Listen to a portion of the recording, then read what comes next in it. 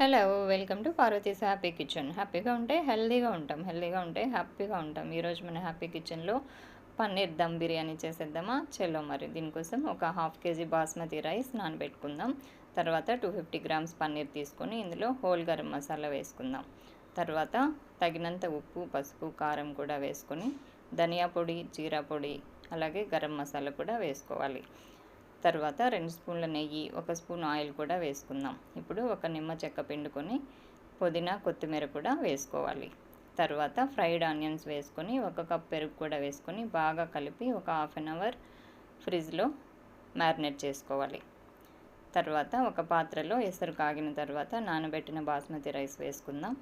ఇందులో whole garam masala, dried rose petals కూడా వేసుకుందాం. ఇది మంచి అరోమాని ఇస్తుంది. అలాగే తగినంత ఉప్పు కూడా వేసుకొని ఈ రైస్ 70% ఉడికిన తర్వాత 1 స్పూన్ అల్లం వెల్లుల్లి పేస్ట్ కూడా వేసుకొని డ్రైన్ చేసి పెట్టుకుందాం.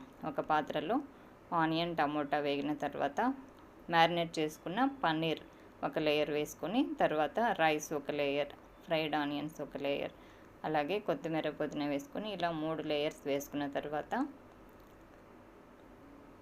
పైన ఫ్రైడ్ ఆనియన్స్ వేసుకుందాం.